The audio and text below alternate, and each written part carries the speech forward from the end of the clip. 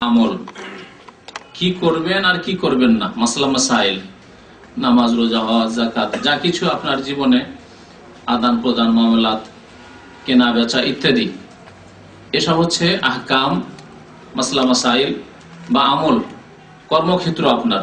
এসব ক্ষেত্রে কি কাজ করবেন, কি কাজ করবেন না, কেমন করে নামাজ পড়বেন, কেমন করে পড়বেন না, কেমন করে ব্যবসা করবেন, কেমন করে করবেন না, কি ব্যবসা করবেন, কি করবেন না, তো এসব জানা জরুরি। সুতরাং আহকাম, মাসলা মাসাইল সম্পর্কে 2 নম্বরে প্রশ্ন করবেন। এছাড়া অন্য কোনো প্রশ্ন করে লাভ নেই। আপনাদের প্রশ্ন করবেন ইতিহাসের, প্রশ্ন করবেন কারোর নাম, কোন কালের কোন সময়, ওইসবে কোনো লাভ নেই। সুতরাং এমন প্রশ্ন যাতে আপনার কোনো লাভ নেই সেসব প্রশ্ন করে সময় নষ্ট করে লাভ নেই। তো প্রথম যে প্রশ্নটি আমাদের কাছে এসে আছে আগে থেকে, তা হচ্ছে অমুসলিম দেশে, যেখানে সংখ্যাগরিষ্ঠ অমুসলিম বসবাস করে, সেই দেশে অবস্থান করা, সেই দেশে বসবাস গ্রহণ করা, সেই দেশে চলে যাওয়া হিজরত করে, এর হুকুম কি শরীয়তে জায়েজ না জায়েজ নয়? বাংলাদেশ মুসলিম দেশ, মুসলিম সংখ্যা গরিষ্ঠ দেশ, সেই দেশ ছেড়ে দিয়ে চলে যাবেন কোন ইউরোপের কোন দেশে, আমেরিকা, কানাডা চলে যাবেন, অন্য কোন অমুসলিম দেশে চলে যাবেন, এটি শরীয়তে কেমন?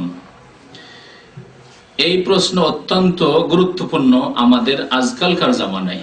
কারণ একটু অল্প শিক্ষিত হলেই ওর প্রথম স্বপ্ন হচ্ছে ইউরোপ, আমেরিকা চলে যাওয়া, কাফের দেশে চলে যাওয়া, সেখানে গেলে বেশি আরাম পাবো, সেখানে গেলে বেশি পয়সা অর্জন করতে পারবো, সেখানে গেলে দুনিয়া পাবো ইত্যাদি।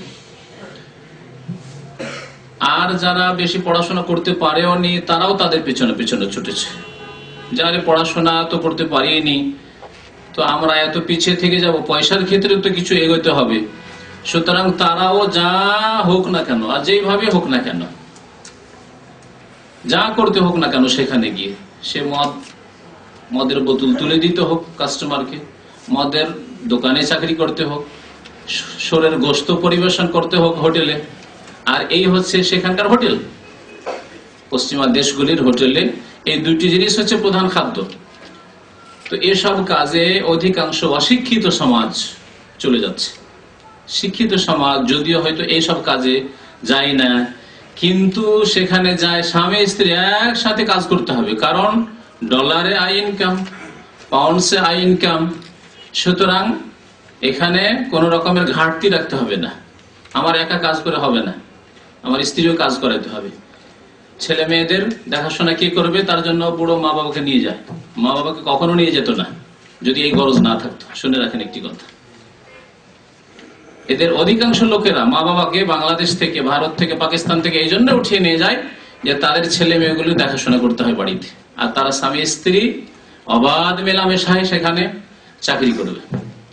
আর এমনও চাকরি করে যে স্বামী স্ত্রীতে মাসকে মাস দেখা সাক্ষাৎ হয় না। একজন নাইট ডিউটি করে আর একজন ডে ডিউটি করে, দেখা সাক্ষাৎ হয় না। 10 মিনিটের জন্য কোনোদিন দেখা সাক্ষাৎ হলেও সেখানে কথা বলার সুযোগ নেই, ক্লান্ত হয়ে আসে। যে ডিউটি করে আসে সে ক্লান্ত থাকে। এইভাবে স্বামী স্ত্রীর সম্পর্ক কত যে খারাপ হয়েছে, আর এরকম কত ঘটনা আমাদের পকেটে রয়েছে, সত্য ঘটনা। জি, তার একটি ঘটনা হচ্ছে যে এখানে এক লোক ছিল, সে বিয়ে করে চলে যায়, স্বামী স্ত্রী দুজন পশ্চিমা দেশে চলে যায়। যাওয়ার পরে দুইজন এইরকমই ডিউটি করে, একজন নাইট শিফটে ডিউটি করে, একজন দিনে ডিউটি করে। দেখা সাক্ষাৎ তেমন হয় না। ওর স্ত্রী যেই সময় ডিউটি করে, ওই সময় ডিউটিতে এক ইউরোপিয়ান থাকে, ওর সাথে ওর প্রেম হয়ে যায়। একে তো দেখা সাক্ষাৎ হয় না স্বামী স্ত্রীতে, তারপর আবার প্রেম হয়ে গেছে অন্যের সাথে। আর কি স্বামীকে ভালোবাসে? স্বামীর সাথে কোনো সময় যদি 10 মিনিটের জন্য দেখা সাক্ষাৎ হয়, ওই ডিউটিতে একজন যাচ্ছে, চলে যাচ্ছে বিদায় হয়ে, আরেকজন ঢুকছে বাসাতে, এই অবস্থায় কথা ভালো করে বলে না। এই করে আপোষে শত্রুতার কত কি ঘটনা হয়ে শেষে তাদের তালাক হয়ে গেছে। আর ওই খ্রিস্টানের সাথে মহিলা মুসলমান বেরিয়ে চলে গেছে। ইন্না লিল্লাহি ওয়া ইন্না ইলাইহি রাজিউন। এইরকম বহু ঘটনা রয়েছে, হাদিস ওয়ালা হারাজ। যদি আজকে কোরআন হাদিসের বক্তব্য না করে যদি কিসসা কাহিনী বর্ণনা করি, যে ভারত, বাংলাদেশ, পাকিস্তান থেকে, উপমহাদেশ থেকে যেসব লোকেরা পশ্চিমা দেশে চলে যাচ্ছে তাদের দশা কি, তো বলে শেষ করা যাবে না। তো সেদিকে না গিয়ে আল্লাহ পাক রব্বুল আলামিন এ সম্পর্কে কি বলেছেন তা আপনাদেরকে শোনাই। সূরা নিসা আয়াত নম্বর 97, 98, 99, 100 এই পর্যন্ত এই মাসলাগুলি আল্লাহ পাক রব্বুল বর্ণনা করেছেন। বিশেষ করে আয়াত নম্বর 97 মহান আল্লাহ ইরশাদ করেছেন, ইন্নাল্লাযীনা তাওয়াফাহুমুল মালায়েকাতু যালিমি আনফুসিহিম, নিশ্চয় যেসব লোকেরা নিজের ওপর জুলম অত্যাচার করেছে। কিসের মাধ্যমে? অন্যায় করে, গুনহার কাজ করে। নিজের উপর জুলম করা মানে গুনহার কাজ করা, আর অন্যের উপর জুলুম করা সেই ক্ষেত্রে হয়তো বাড়াবাড়ি, মারধর করলো, আত্মসাৎ করলো, বেঈমানি করলো, খুন করলো, এগুলো হচ্ছে অন্যের উপরে জুলুম করা, গুনাহ। আর নিজের উপরে নিজেই জুলুম করা হচ্ছে যে কোনো গুনাহ। যে নামাজ পড়ে না সে নিজের উপরে জুলুম করলো, যে মদ খেলো নিজের উপরে জুলুম করলো, জি, যে মদের দোকানে চাকরি করলো, শরীরের গোস্ত পরিবেশন করলো, যে কাফের দেশে বসবাস গ্রহণ করলো, সে নিজের উপরেই জুলুম করলো।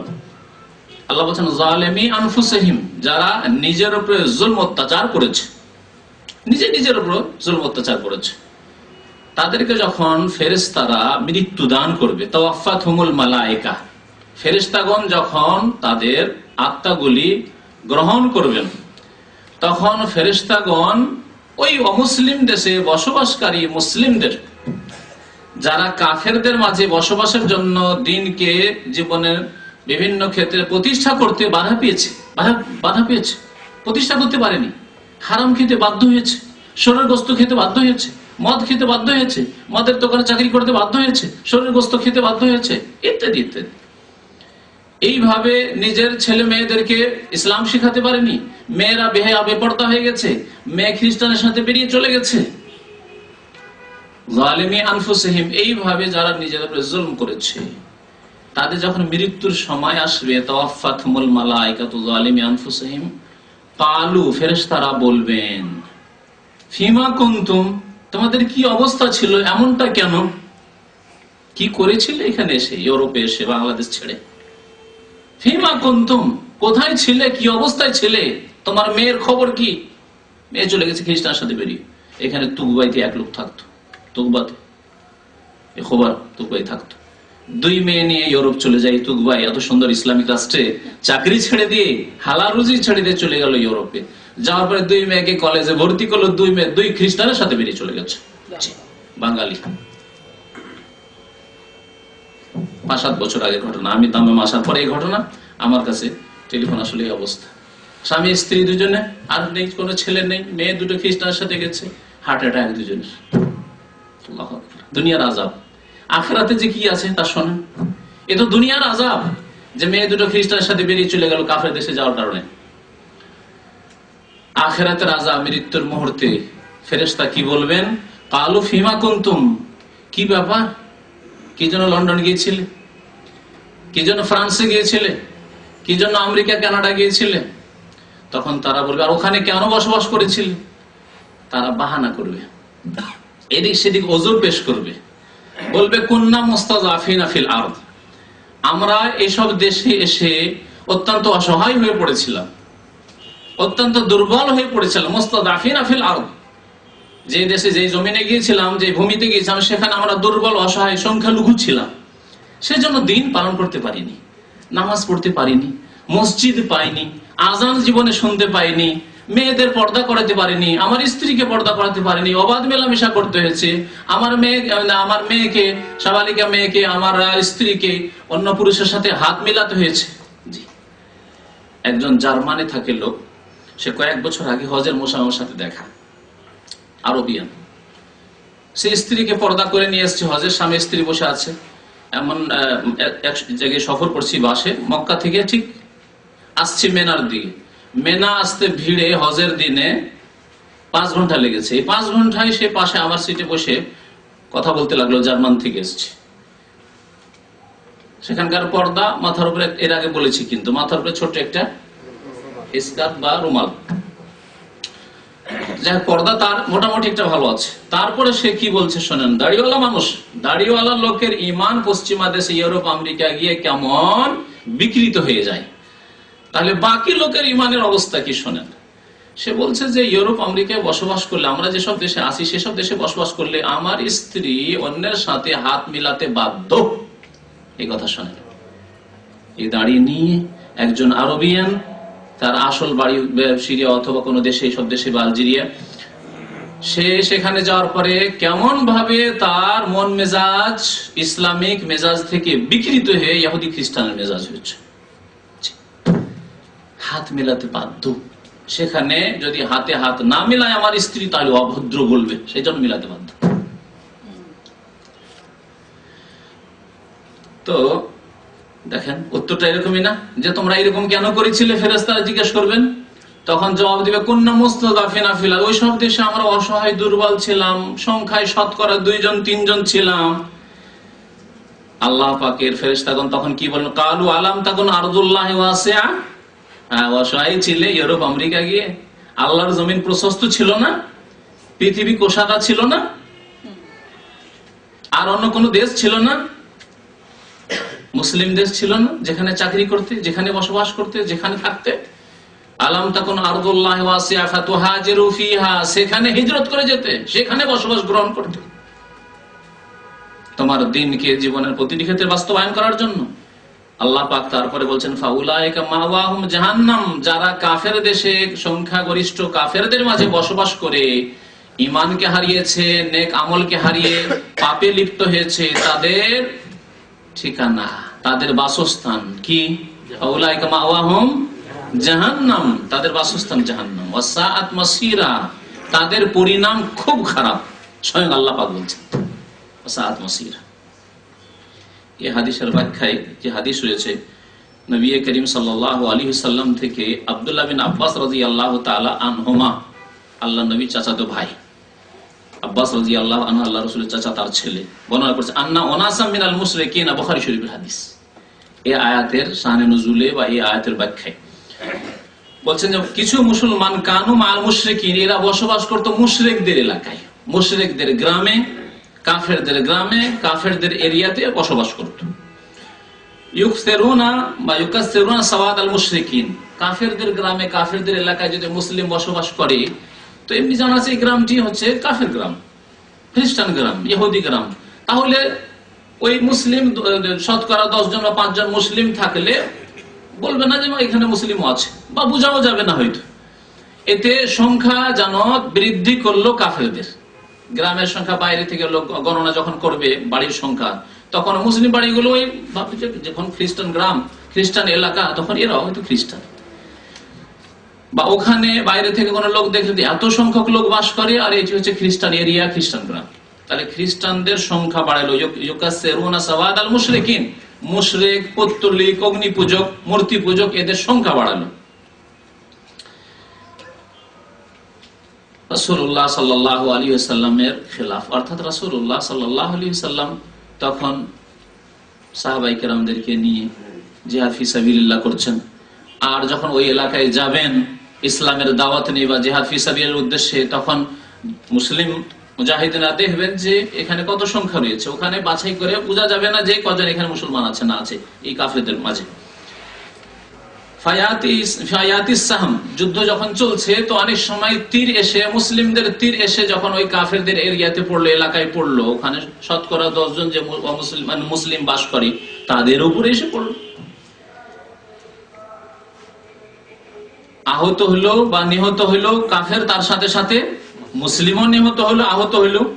ফায়ুরমা ফায়ুসিবু আহাদাহুম, ওই মুসলিম যারা ওই মুশরিকদের মাঝে বাস করে তাদেরকে লাগলো, ফায়াকতুলু আও ইয়াদরিবু, হয় আহত হইলো না হয় নিহত হইলো। আল্লাহ পাক রব্বুল আলামিন তাদের মারফা আনজালাল্লাহু তাআলা এই আয়াত নাযিল করলেন, ইন্নাল্লাযিনা তাওয়াফাহুমুল মালায়েকাতু যালিমি আনফুসিহিম, কাফেরদের গ্রামে, কাফেরদের শহরে, কাফেরদের এলাকাতে যারা বসবাস করলো, তারা নিজের উপরে জুলম করলো, তাদের এই অবস্থায় যখন ওয়াফাত হলো, ইন্তেকাল হলো, তখন ফেরেশতাগণ তাদেরকে, আল্লাহ নবীর জামানার সাহাবায়ে কেরাম হয়তো তারা জি আল্লাহ রসুলকে দেখে যদি মুসলমান হয়ে থাকেন, আর যদি দেখে নাও মুসলমান হয়ে থাকেন, শুনে শুনেই মুসলমান হয়ে থাকেন, আর না এসে থাকেন আল্লাহ নবীর সাথে সাক্ষাতে, তবু আল্লাহ নবীর জামানার মুসলিম, তাদের সম্পর্কে আল্লাহ বলছেন এই আয়াতে যে ফেরেশতাগণ তাদেরকে শাসানিমূলক জিজ্ঞাসা করবেন, কি ব্যাপার, তোমরা কাফেরদের গ্রামে কেন বসবাস করেছিলে? আমরা দুর্বল অসহায় ছিলাম। ফেরেশতারা বলবেন, আল্লাহর জমিন কি প্রশস্ত ছিল না? হিজরত করে কেন মদিনা চলে আসনি? যে এলাকায় মুসলিমরা আছে সেই এলাকায় কেন চলে আসনি? তোমাদের বাসস্থান হচ্ছে জাহান্নাম। তো এই অমুসলিম দেশে বসবাস সম্পর্কে এই আয়াত এবং এই আয়াতের শানে নজরুল বুখারী শরীফের এই হাদিসটি শুনলেন। আরেকটি হাদিস শোনেন। নবী করিম সাল্লাল্লাহু আলাইহি সাল্লামের জামানায় একটি অভিযান পাঠিয়েছিলেন। অভিযান মানে এমন একটি সেনা দল বা মুজাহিদিনদের দল, যেই দলে নবী সাল্লাল্লাহু আলাইহি সাল্লাম হাজির হতেন না, সারিয়া বলে আরবি ভাষায়। এই অভিযান পাঠিয়েছিলেন নবী সাল্লাল্লাহু আলাইহি ওয়াসাল্লাম খাস আম গোত্রের দিকে। কিছু লোকেরা কলেমা না পড়ে সিজদায় পড়ে গেল, সিজদায় পড়ে গেল, দেখাতে চলে যে আমরা সিজদায় পড়ে গেলাম, তার মানে আমরা মুসলমান। বলছেন ফাতাসামা নাসুম বিসুজুদে ফাসরা ফিহিমুল কতল। সাহাবায়ে কেরামরা যারা গিয়েছিলেন এই অভিযানে, তারা ভাবলেন যে এরা জীবন বাঁচানোর জন্য, আত্মরক্ষার জন্য সিজদায় পড়ে গেছে, কারণ এই এলাকা সব কাফের এলাকা, অমুসলিম এলাকা। এরা তখন জিহাদ শুরু করে দিয়েছেন, এর মধ্যে এরাও হত্যা হয়ে গেল। ফাবালাগা যালিকা নবী সাল্লাল্লাহু আলাইহি ওয়াসাল্লাম, নবী সাল্লাল্লাহু আলাইহি ওয়াসাল্লামের কাছে এই সংবাদ পৌঁছল যে কিছু লোকেরা মুসলমান ছিল কিন্তু কাফেরদের এলাকায় বসবাসের জন্য সাহাবারা বুঝতে পারেননি, তাদেরকে হত্যা করে ফেলেছেন। ফাআমারা লাহুম বিনিসফিল আকল, নবী করিম সাল্লাল্লাহু আলাইহি ওয়াসাল্লাম তাদের দিয়াত মানে রক্তপণ দিতে বললেন, কিন্তু অর্ধেক। একজন মুসলিমের রক্তপণ হচ্ছে 100টি উট, 100টি উট। একজন মুসলিমকে যদি ইচ্ছা করে হোক আর অনিচ্ছাকৃত হোক, ভুল করে হোক, যদি হত্যার বদল হত্যা না নেয়, ইচ্ছা করে হয়, ইচ্ছা করে খুন করেছে কিন্তু হত্যার বদল হত্যা নেবে না, মাফ করে দিল, তাহলে রক্তপণ দিয়াত নিতে পারে। দিয়াত হচ্ছে 100টি উট, আর অর্ধেক দিয়াত হচ্ছে 50টি। তাহলে কাফের এলাকায় বসবাসের জন্য নবী সাল্লাল্লাহু আলাইহি ওয়াসাল্লাম কি করলেন? অর্ধেক দিলেন রক্তপণ, দিয়াত। ফুল পুরো 100 উট তারা পেল না, বা তাদের আত্মীয়রা পেল না। ওয়াকাল, তারপরে নবী সাল্লাল্লাহু আলাইহি ওয়াসাল্লাম কি বলেছিলেন তাই শুনেন, যে কাফেরদের মাঝে বসবাস করা কেমন অন্যায় কাজ। বললেন, আনা বারিউম মিন কুল্লি মুসলিম, আমি ওই সব মুসলিম থেকে সম্পর্ক ছিন্নের ঘোষণা করছি। আমার ওই সব মুসলিমদের সাথে কোনো সম্পর্ক নেই। বারি, বারি মানে সম্পর্ক ছেদ করা। সূরা বারাআত, সূরা তওবার একটি নাম হচ্ছে সূরা বারাআত, সম্পর্ক ছেদের ঘোষণা। এই সূরার নামই হচ্ছে বারাআতুম মিনাল্লাহি ওয়া রাসূলিহি, আছে না? প্রথম আয়াতই হচ্ছে বারাআতুম মিনাল্লাহি ওয়া রাসূলিহি, আল্লাহ এবং রাসূলের সম্পর্ক ছেদের ঘোষণা। ইলাল্লাযিনা আহাদতু মিনাল মুশরিকিন, মুশরিকদের সাথে। ইন্নাল্লাহা বারিউম মিনাল মুশরিকিন ওয়া রাসূলুহু, আল্লাহ পাক রব্বুল আলামিন এবং তার রাসূল মুশরিকদের থেকে সম্পর্ক ছেদের ঘোষণা করছেন। আর আপনি ঘোষণা করবেন না? আল্লাহ ঘোষণা করছেন, তার রাসূল ঘোষণা করছেন, আপনি ঘোষণা করবেন না? তাদের মাঝে বাস করবেন? নবী সাল্লাল্লাহু আলাইহি ওয়াসাল্লাম কি বললেন? আমি ওই সব মুসলিম থেকে সম্পর্ক ছেদের ঘোষণা করছি, ইয়াকিমু বাইনা আযহরিল মুশরিকিন, যারা মুসলিমদের মাঝখানে বসবাস করবে। অমুসলিমদের মাঝখানে, কাফেরদের মাঝখানে, মুশরিকদের মাঝখানে বসবাস করবে। মুশরিক যে কোন মুশরিক হোক না কেন, আর সেই গ্রামে, সেই শহরে, সেই দেশে কি বসবাস করবে। কালো ইয়া রাসূলুল্লাহ ওয়ালিমা, সাহাবারা জিজ্ঞাসা করলেন, হে আল্লাহ রাসূল, কেন মুশরিকদের এলাকায় বসবাস করলো, কাফেরদের মাঝে, তাতে কি হলো? নবী সাল্লাল্লাহু আলাইহি ওয়াসাল্লাম বললেন, খবরদার, লা তারায়া নারাহুমা, যাতে করে একজন অপরের বাড়ির আগুন না দেখতে পায়, এত দূরে বাস করবে তোমরা। একজন অপরের বাড়ির আগুন যাতে না দেখতে পায়। একজন মানে মুসলিম, আর একজন হচ্ছে অমুসলিম। মুসলিমের বাড়ির আগুন যাতে করে, আগুন জ্বলছে, চুলা জ্বলছে, ধোঁয়া উঠছে, এটা যাতে করে কোনো অমুসলিম না দেখতে পায়, এত দূরে বাস কর। আর অমুসলিমের বাড়ির চুলা জ্বলছে, জানে কোনো মুসলিম দেখতে না পায় যে ওই যে অমুসলিমের বাড়ি আর ও চুলা জ্বলছে। তো হচ্ছে নবী করিম সাল্লাল্লাহু আলাইহি ওয়াসাল্লামের হাদিস, আবু দাউদ এবং তিরমিজির হাদিস। সামরা বিন জানদুব রাদিয়াল্লাহু তাআলা আনহু বলছেন, আবু দাউদের হাদিস সেটি, ক্বালা রাসূলুল্লাহ সাল্লাল্লাহু আলাইহি ওয়াসাল্লাম, নবী সাল্লাল্লাহু আলাইহি ওয়াসাল্লাম একবার খুতবা দিনার বলেন, আম্মা বাদ, ক্বালা রাসূলুল্লাহ সাল্লাল্লাহু আলাইহি ওয়াসাল্লাম, মান জামাআল মুশরিকিনা ওয়া সাকানা মাআহু ফাইন্নাহু মিসলুহু, যেই ব্যক্তি মান জামাআল মুশরিক, যেই ব্যক্তি মুশরিকের সাথে একত্রিত হবে, মুশরিকদের সাথে বসবাস গ্রহণ করবে। এখানে জামাআল মুশরিক মানে শুধু বাড়ি তৈরি করা নয়, এমন কি স্বেচ্ছায় আপনি রুমমেট হলেন কোন মুশরিকের, যেটা অনেক ব্যাচেলর এখানে এসে হচ্ছে না?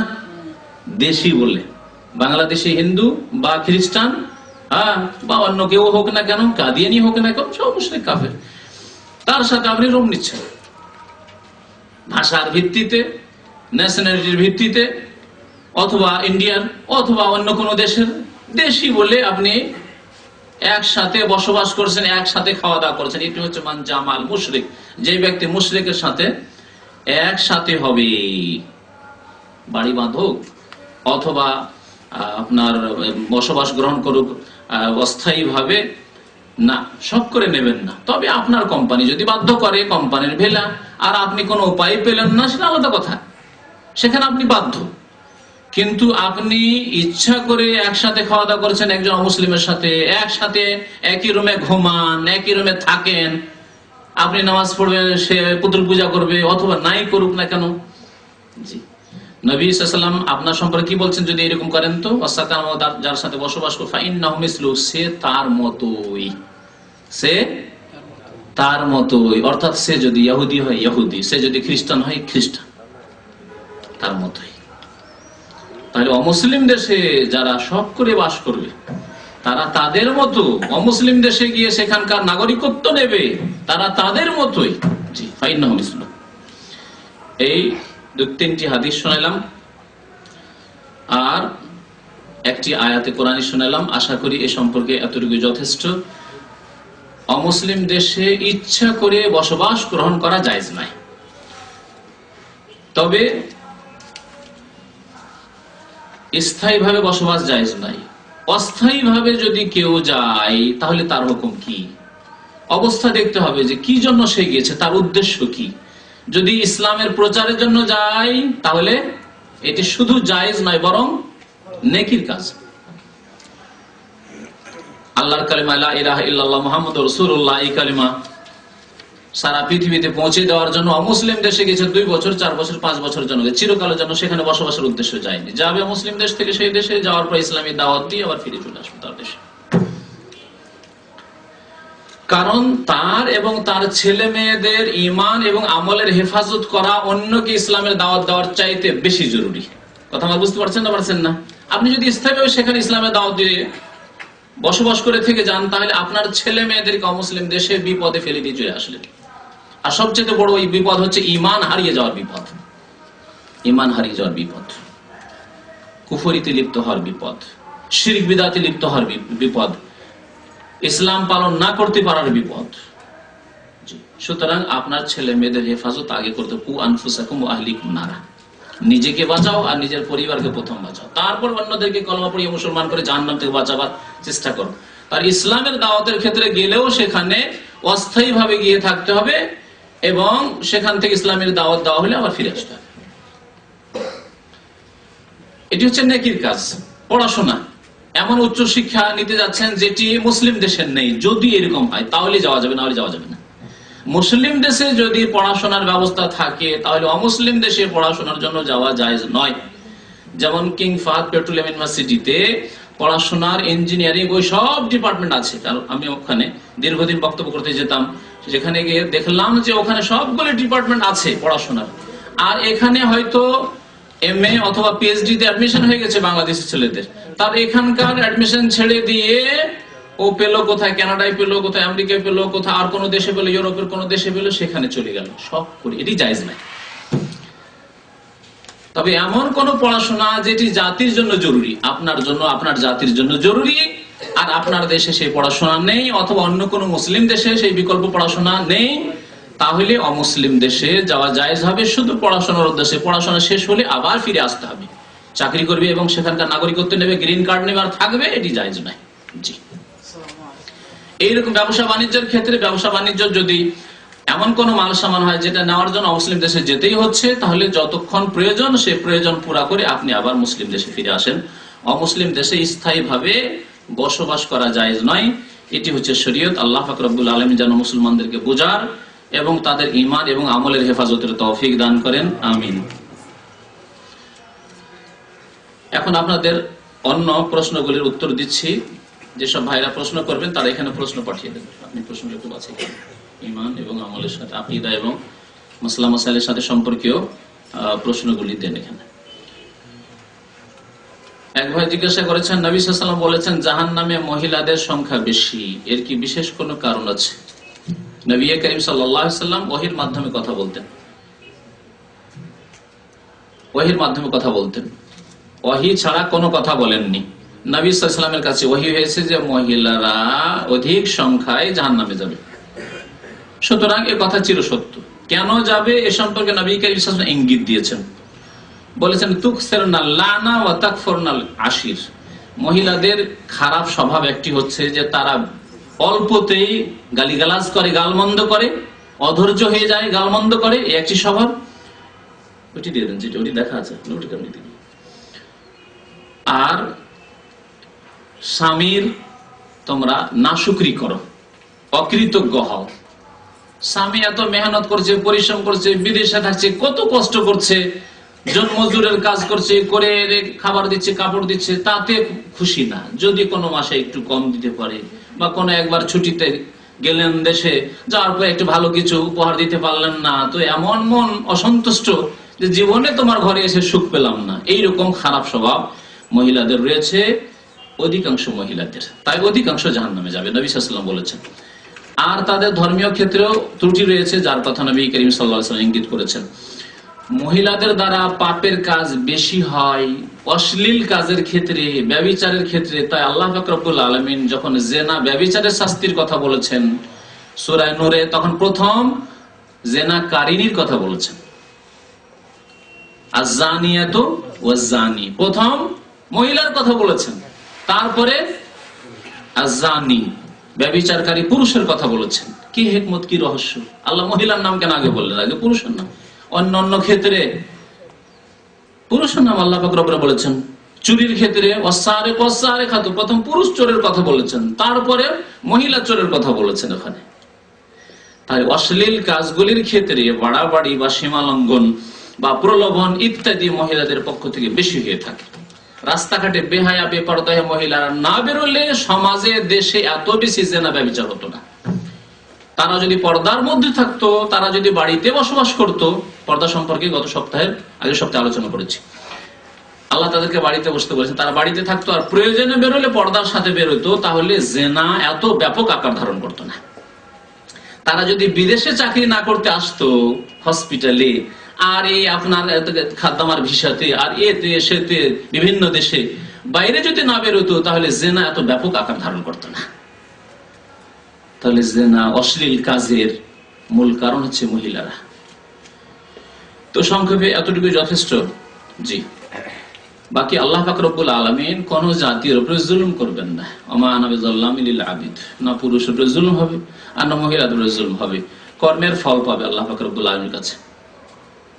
একবার জিজ্ঞাসা করেছেন, আমি যখন ইসলামিক কথা বলি বা কর্ম করি, ইসলামিক কাজ করি, দেখা যায় কেউ কেউ আমাকে সম্মান দেখিয়ে কথা বললে তখন আমার ভালো লাগে। আমার এই চরিত্রটা কি শিরকের পর্যায়ে পড়বে? না, পড়বে না ইনশাআল্লাহ তাআলা। তবে অহংকার যাতে না আসে। এখানে এমন একটা বর্ডার, যে বর্ডারে সাবধান থাকতে হবে। আপনি যখন বাংলাদেশের বর্ডারে যাবেন, অন্য কোনো দেশের সাথে, বর্মার সাথে হোক আর ভারতের সাথে, আপনাকে সজাগ থাকতে হবে। এমন না হয় যে আপনার বেকুফির পরিচয় দিয়ে আপনি ঢুকেই পড়লেন আর গিয়ে অ্যারেস্ট হয়ে গেলেন, ঠিক না? এমনটা না হয়, আপনাকে সজাগ হয়ে বর্ডারে যদি চলাফেরা করেন বা যদি ভিজিট করতে যান, তাহলে সতর্ক হয়ে। তাহলে এইখানে বর্ডার রয়েছে। যদি মনে খুশি হয়ে যায়, আলহামদুলিল্লাহ আমি দিনের কাজ করছি, লোকজন আমাকে ভালো আদর করছে, অত ভালো কথা বলছে, এতটুকু ঠিক আছে। কিন্তু যদি অহংকার চলে আসে যে আমি একটা কিছু হয়ে গেছি, আর লোকের কাছে আমার ভালো খ্যাতি হয়ে গেছে, যদি অহংকার অন্তরে চলে আসে, তাহলে অহংকারী জান্নাতে যাবে না। যার অন্তরে সরিষা পরিমাণ অহংকার আছে, নবী সাল্লাল্লাহু আলাইহি ওয়াসাল্লাম বলেছেন, সেই ব্যক্তি জান্নাতে যেতে পারবে না। তো এখানে সাবধান হইতে হবে। কিন্তু যদি ভালো কাজ করার পরে মনে খুশি হয়, ভালো আমল, তাহাজ্জুদ পড়তে পারলেন, মনে খুশি হইলো, বা ভালো কথা বলতে পেরেছেন, মনে খুশি হলো, তারপরে লোকে কিছু প্রশংসা করলো, শুনলেন যে লোকে প্রশংসা করছে আপনার, তাহলে একে নবী সাল্লাল্লাহু আলাইহি ওয়াসাল্লাম বলেছেন বুশরা আজিলিল মুমিন। শুনে রাখবেন হাদিসের কথা। নবী সাল্লাল্লাহু আলাইহি ওয়াসাল্লাম বলেছেন, এক সাহাবী এই প্রশ্নই করেছিলেন, তখন নবী বলেছিলেন সাল্লাল্লাহু আলাইহি ওয়াসাল্লাম যে এটি হচ্ছে মুমিনের নগদ সুসংবাদ। নগদ, এটা ধারের সুসংবাদ আছে। কবরে যাবেন যখন সুসংবাদ, মৃত্যুর যখন মুহূর্ত আসবে, মালাকুল মউত আসবে, তখন ফেরেশতারা সুসংবাদ দিবে যে চলেন চলেন চলেন, ওয়েলকাম করে নিয়ে যাবে, এই সুসংবাদ। আর জান্নাতে আবার সুসংবাদ রয়েছে। আর নগদ নগদ সুসংবাদ হচ্ছে যে আপনি ভালো কাজ করছেন, আলহামদুলিল্লাহ, লোকে আপনাকে ভালো বলছে, খারাপ বলে না, এতে মনটা খুশি হচ্ছে। বুশরা আজিলিল মুমিন।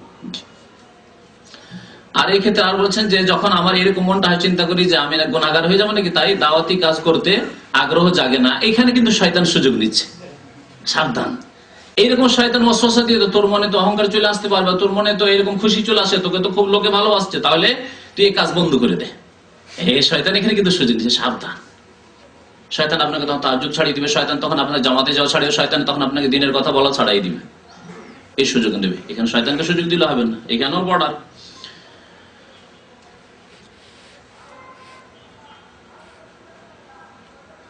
একবার জিজ্ঞাসা করেছেন যে আমার মা এক বড় হুজুরের নিকট থেকে খুব দামি দুটি তাবিজ এনে দিয়েছে, কিন্তু এখানে কিছু লোক বলে তাবিজ নাকি শিরক, তাদের কথায় আমি খুলেছি, কিন্তু এখন ভয় হচ্ছে, আপনি কিছু বলুন।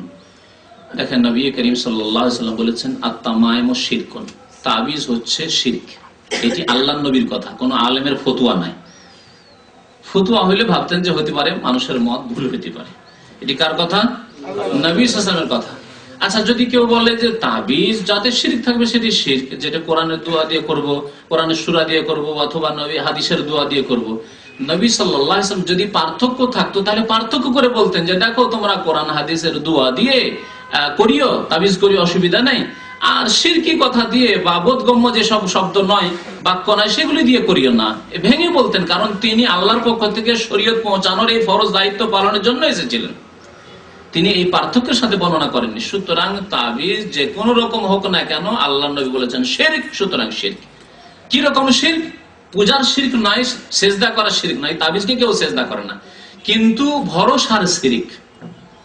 আল্লাহর উপর ভরসা করতে হবে, আস্থা করতে হবে, আস্থা পুরোপুরি হয়ে গেছে তাবিজের উপর। তাবিজ আছে, আমাকে জাদু লাগবে না, ঠিক না? তাবিজ আছে, কোন পরে অনেক কোন জিন আমাকে স্পর্শ করতে পারবে না। মনে বল কি জন্য? এই তাবিজের পুরোপুরি বল হচ্ছে এই তাবিজের উপর। তাবিজ আছে, যদি তাবিজ না, এই যে মন খুব দুর্বল হয়ে পড়েছে, ভয় লাগছে, কেন? আস্থা হয়ে গেছেন। আস্থা ছিল কিসের উপর? তাবিজের উপর। তাহলে আল্লাহর উপর আস্থা না হয়ে তাবিজের উপর আস্থা হওয়া, এর নাম কি? সে কোরআনে সূরা দিয়ে তাবিজ হোক, আর দোয়া দিয়ে তাবিজ হোক, আর গাছগাছড়া দিয়ে তাবিজ হোক, আর অন্য কোন শিরকি কলিমা দিয়ে তাবিজ হোক, আস্থা তো তাবিজের উপর। আল্লাহ কি বলছেন? বহু আয়াত রয়েছে, একটি আয়াত বলছে ওয়া আলাল্লাহি ফাতাওয়াক্কালু ইন কুনতুম মুমিনিন, আল্লাহর উপরেই একমাত্র ভরসা করো যদি তুমি মুমিন হও। তাহলে তাবিজের উপর যে ভরসা করবে সে কি মুমিন না মুশরিক? মুশরিক হয়ে যাবে। তারপরে যারা বলে কোরআন হাদিসের দোয়া দিয়ে তাবিজ করবো, এমন কি খারাপ কথা? হ্যাঁ, খারাপ কথা। আরেকটি খারাপ কথা আছে, সেটা হচ্ছে যে পেশাব পায়খানায় কোরআনের কত অবমাননা করছেন, আল্লাহর নবীর দোয়ার কত অবমাননা করছেন। এটি কি হারাম নয় আপনার জন্য?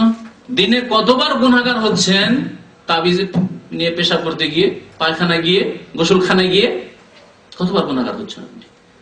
স্ত্রীর কাছে গিয়ে, আর মহিলার গায়ে তাবিজ থাকলে স্বামীর কাছে গিয়ে। সুবহানাল্লাহ, চিন্তা করেন না? তাহলে শিরকও আছে, এবং এই কোরআন এবং হাদিসের, আল্লাহ এবং রাসূলের কথার অবমাননা, মানহানিও আছে, যা কুফরির আশঙ্কা নিয়ে আসে আপনার জন্য। সুতরাং খবরদার, তাবিজের উপর ভরসা না করে আল্লাহর উপর ভরসা করেন। যারা আমরা তাবিজ করি না, জীবনে লিখি না, তাদের কি ক্ষতি হয়েছে বলুন তো দেখি? আল্লাহ না চাইলে কারো ক্ষতি হবে না। আর আল্লাহ যদি চান কারো কোনো বালা মুসিবত, তাহলে ভালো মানুষ হলেও বালা মুসিবত আসতে পারে, পরীক্ষার জন্য আসতে পারে, আর খারাপের আযাব মুলুক আসতে পারে। খারাপের উপর বালা মুসিবত আযাব শাস্তি হিসাবে আসতে পারে, আর ভালো লোক সৎ লোকের উপর কোনো বালা মুসিবত বিপদ আপদ পরীক্ষার জন্য। দেখি পরীক্ষা আমার বান্দা পাস করছে কিনা। ইব্রাহিম আলাইহিস সালামকে পরীক্ষা করেছেন, ইউসুফ আলাইহিস সালামকে জেলে দিয়ে আল্লাহ পরীক্ষা করেছে, আইয়ুব আলাইহিস সালামকে অসুস্থ করে আল্লাহ পরীক্ষা করেছে, পরীক্ষা করছেন।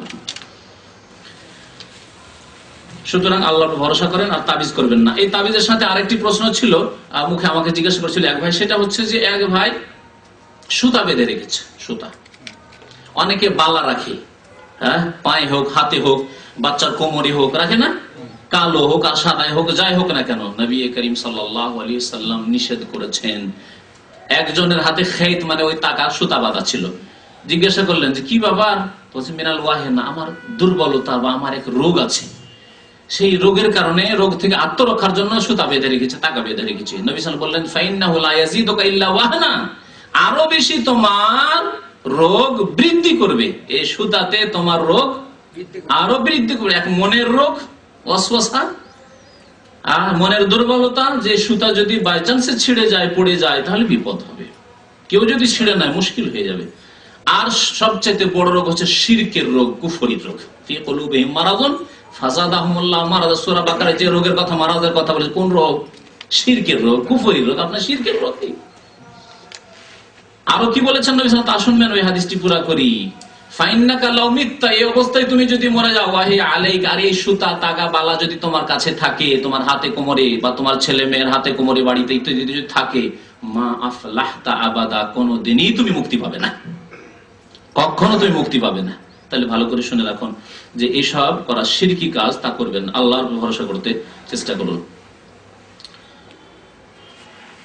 দিন ইসলাম প্রতিষ্ঠা করার ক্ষেত্রে মহিলাদের ভূমিকা কি হওয়া উচিত? দেখেন, দিন ইসলাম প্রতিষ্ঠা মানে আজকাল রাজনৈতিক ব্যাখ্যা, পলিটিক্যাল ব্যাখ্যা আমরা বুঝে গেছি। সবচেয়ে বড় ভুল এখানে রয়েছে। দিন ইসলাম প্রতিষ্ঠা মানে প্রথম হচ্ছে ব্যক্তি জীবনে প্রতিষ্ঠা। হ্যাঁ, সবচেয়ে বড়। দিন কায়েম মানে আজকাল আমার দেশে কি বুঝেছে? এমন এক পলিটিক্যাল ব্যাখ্যা, ভুল ব্যাখ্যা ইসলামের করে দিয়েছে একজন চিন্তাবিদ ভারত উপমহাদেশের, যার নাম নেওয়ার প্রয়োজন নেই, অনেকেই বুঝছে না, না বুঝলে অসুবিধার নাম ধরা আমাদের উদ্দেশ্য না, সংশোধন উদ্দেশ্য। যার ফলে ইসলামের একেবারে ভুল ব্যাখ্যার উপর তারা চলে পড়েছে। ইসলাম কায়েম করতে গিয়ে সবচাইতে সহজ ইসলাম কায়েম করা হচ্ছে ব্যক্তি জীবনে, যেটা প্রথম শুরু করতে হবে। আল্লাহ কি বলছেন? কু আনফুসাকুম, তোমরা বাঁচাও কাকে? রাষ্ট্রকে, প্রধানমন্ত্রীকে, রাষ্ট্রপতিকে, হ্যাঁ, এমপিদেরকে, ওই সুপ্রিম কোর্টের জজ আর ব্যারিস্টারদেরকে। আল্লাহ বলছে আনফুসাকুম, নিজেকে বাঁচাও। তারপর আল্লাহ কি বলছেন? ওয়াহলিকুম, তোমার পরিবারকে বাঁচাও নারাম জাহান্নাম থেকে। তাহলে দিন প্রথম প্রতিষ্ঠা করতে হবে আপনার ব্যক্তি জীবনে। আপনাকে নিজে মুআহিদ তাওহীদবাদী মুসলিম হইতে হবে।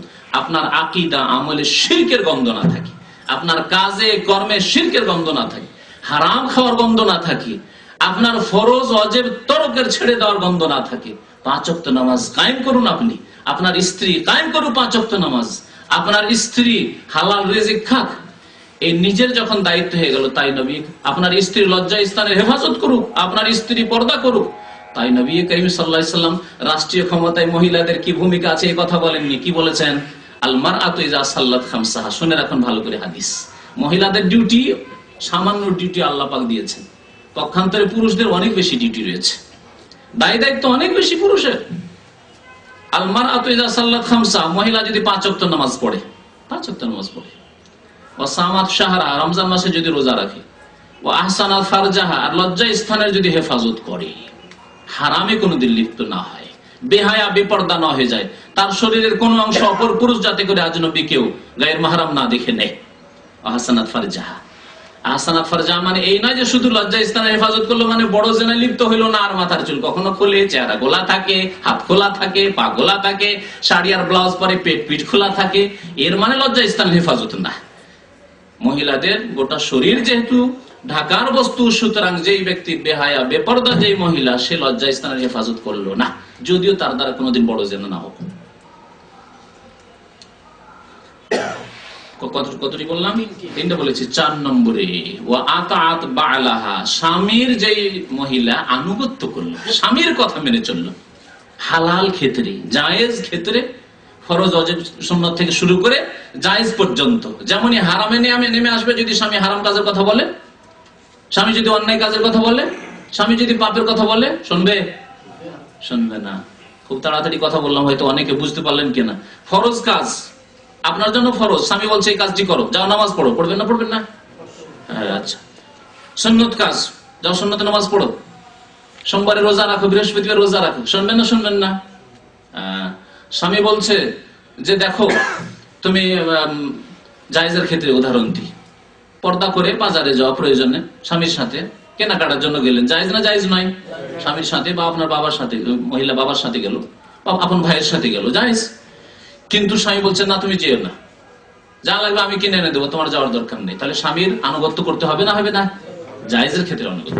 মসজিদে নামাজ পড়তে যাওয়া জায়েজ মহিলাদের জন্য, কিন্তু স্বামী বলছে দেখো আজকাল যুগ জামানা খারাপ, সুতরাং মসজিদে নামাজ পড়তে যাওয়ার কোনো প্রয়োজন নেই, বাড়িতে নামাজ পড়ো, পর্দার মধ্যে নামাজ পড়ো, খুশু খুশু করে বাড়িতে নামাজ পড়ো। শুনবেন না? শুনবেন না? মহিলা জায়েজ ক্ষেত্রেও। কিন্তু না জায়েজ যদি বলে হ্যাঁ, স্বামী বলছে যে দেখো তোমার বাবার সাথে কথা বন্ধ করে দাও, তোমার বাবা খারাপ মানুষ, তোমার তার সাথে কথা বলতে দেবো না, তোমার ভাইয়ের সাথে কথা বলতে দেবো না, আপন ভাই, তোমার মায়ের সাথে কথা বলতে দেবো না। তাহলে শুনবে না? শুনবে না, জায়েজ না। বোঝাবে স্বামীকে, নসিহত করবে, উপদেশ দেবে যে আরাম তুমি গুনাহগার হবে। আত্মীয়তা বিচ্ছিন্ন, আত্মীয়তার সম্পর্ককে বিচ্ছিন্নকারী লা ইয়াদখুলুল জান্নাহ, জান্নাতে দাখিল হবে না। তাহলে তুমি আমাকে জাহান্নামে নিয়ে যেতে চাও, আর তুমিও যাবে, যেহেতু তুমি আমাকে বাধ্য করছো, সুতরাং তুমিও জাহান্নামে যাও, আমাকেও জাহান্নামে নিয়ে যাবে। এরকম বহু উদাহরণ হতে পারে হারাম কাজের ক্ষেত্রে, হয়তো স্ত্রীকে বাধ্য করা। তো এই হচ্ছে ইসলাম প্রতিষ্ঠা। তারপরে ছেলে মেয়েদের লালন পালন, বাড়িতে কত কাজ, বাড়িতে ছেলে মেয়েদের লালন পালন, আপনার স্বামীর কাপড় চোপড় সাফ করা। আজকালকার মহিলারা স্বামীর কাপড় আয়রন করে দেয় না। আমি বহু ফ্যামিলির কথা জানি, এখানেও খবর রাখি, কারণ আমাদের যখন ঘরে ফ্যামিলি আছে তখন এগুলি কথা, যেহেতু আলহামদুলিল্লাহ আমার বাড়িতে জীবনে কোনোদিন আমি হয়তো স্পর্শ করি না, সবকিছু করে পাই, জাযাকুমুল্লাহ খাইর, কিন্তু অনেক সময় এই রসিকতার সাথে বলে যে অমুক নিজেই করে, অমুকেরা নিজেই করে। তাহলে যেই মহিলা নিজের স্বামীর কাপড়টা আয়রন করে দিতে পারে না, আর সে রাজনীতি করতে যাবে? সে এমপি হতে যাবে? নিজের দলকে প্রতিষ্ঠা করার জন্য বাংলাদেশ ইসলাম প্রতিষ্ঠা করার চিন্তা ভাবনা করছে, আর বাড়িতে ইসলাম প্রতিষ্ঠা করতে পারে না, স্বামীর কাপড় সাফ করে দিতে পারে না, স্বামীর খাবার রেডি করে দিতে পারে না, ওই রেডি আছে, খেয়ে নাও, আমি শুয়ে আছি। আর সে আবার ইসলাম প্রতিষ্ঠা করবে? কোথায় ইসলাম প্রতিষ্ঠা করবে? এই বাড়িতে ইসলাম প্রতিষ্ঠা করতে হবে। ছেলে মেয়েদের সকাল বিকাল কোরআন নিয়ে বসতে হবে, কোরআন তেলাওয়াত শিখাতে হবে, দোয়াগুলি মুখস্থ করাতে হবে, জি, ইসলামের বিধিবিধান মুখস্থ করাতে হবে। এগুলি কাজ হচ্ছে। নাবালক ছেলে মেয়েগুলোকে নিয়ে বসবে, জি, তাদের খোঁজ খবর রাখবে। বাড়ি থেকে বাইরে গিয়ে 1 ঘন্টা 2 ঘন্টা আপনার ছেলে থেকে গেল, আপনার মেয়েটি থেকে গেল, কোথায় থাকলো এই খোঁজ নেবে কে? আপনি তো 10 ঘন্টা ডিউটিতে বাইরে, আমি তো বিকাল 4টায় এসেছি, রাত 10টায় যাবো, তাহলে এই খোঁজ খবর রাখবে কে? এগুলি হচ্ছে ইসলাম প্রতিষ্ঠা, এগুলি হচ্ছে নারীদের ভূমিকা। আসল ভূমিকা ছেড়ে দিয়ে আর চলেছে রাজনীতি করতে। যে আরে অনেক মহিলা রাজনীতি করে তো প্রধানমন্ত্রী হয়েই গেল, আর আমরা কেন বসে থাকি, আমরাও হই ইসলামের লেভেল লাগিয়ে। এই হলো ইসলামের বিকৃতি, ইসলামের বিকৃতি।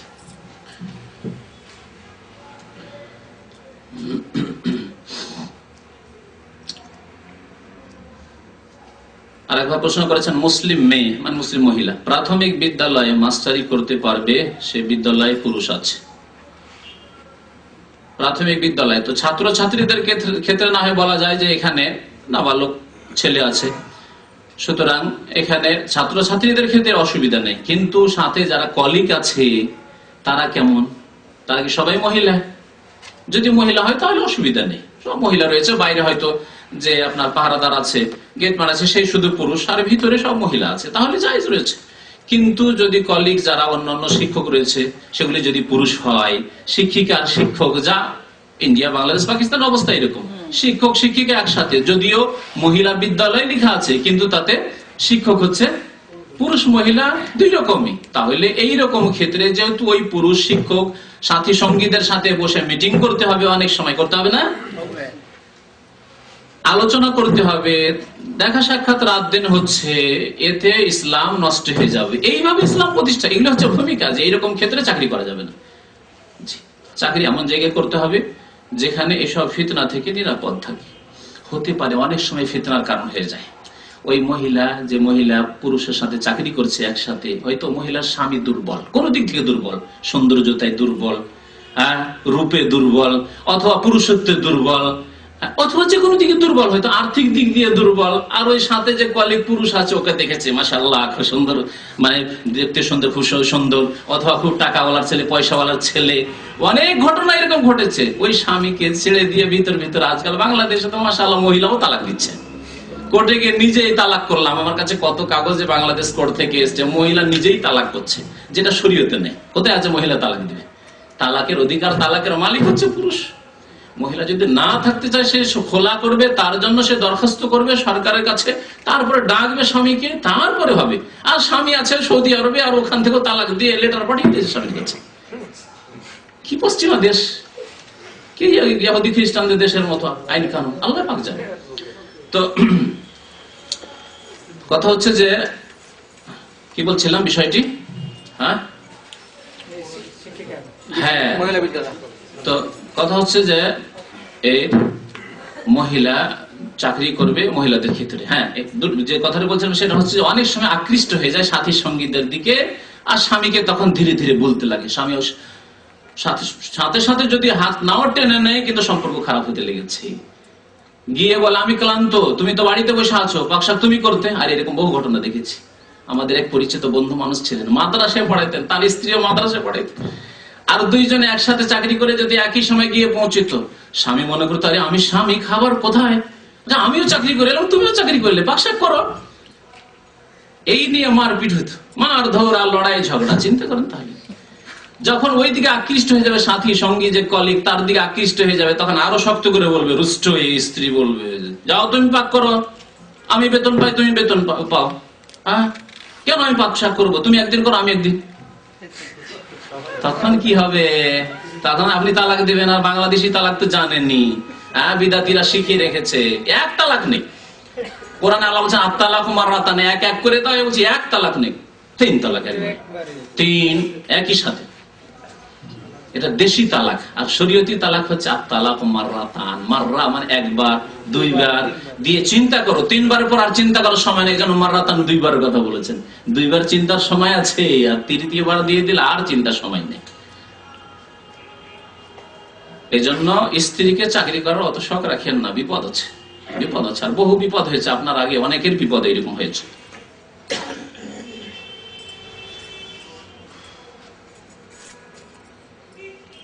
বর্তমানে যারা হকের ওপর আছেন তাদের লক্ষণ কি, আমরা কিভাবে তাদের অন্তর্ভুক্ত হতে পারবো? দেখেন, যারা হকপন্থী, সত্যপন্থী, তাদের একটি বাহ্যিক লক্ষণ খুব মোটা নজরে, সহজ ভাবে, সেটা হচ্ছে তাদের সংখ্যা কম হবে সবসময়। আল্লাহ বলেছেন ওয়াকালিলুম মিন ইবাদিশ শাকুর, আমার শুকরগুজার বান্দার সংখ্যা কালিল, অত্যন্ত কম।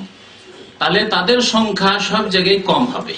যেখানে সংখ্যা গরিষ্ঠ দেখবেন সেখানে সন্দেহ নজরে, জিজ্ঞাসা চিহ্ন, যে এখানে সন্দেহ আছে, হক নেই এদের কাছে।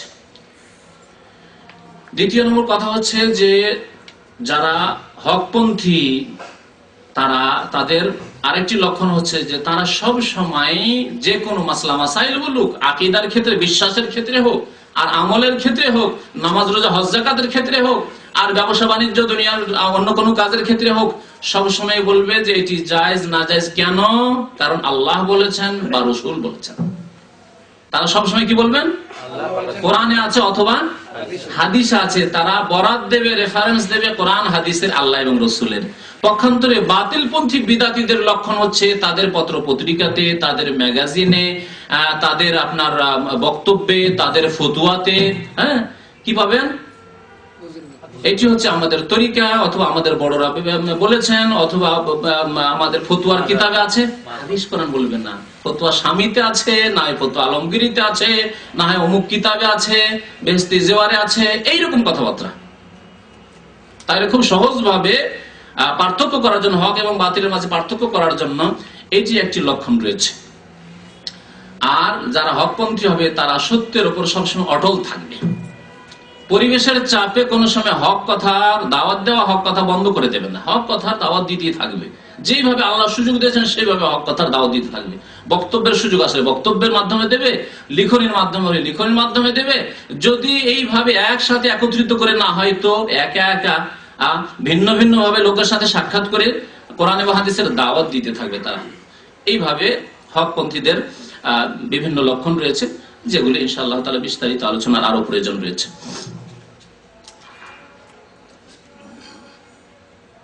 স্পষ্ট যেগুলো সেগুলো একটু পড়ে দেন।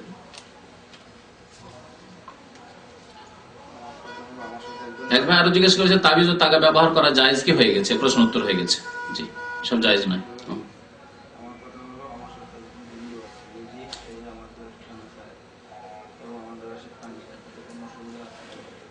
মাসলা বলা হয়ে গেছে যে শখ করে জায়েজ নাই। যদি এক রুমে থাকতে বাধ্য হন সেটা আলাদা কথা, কিন্তু একসাথে খেতে কি বাধ্য?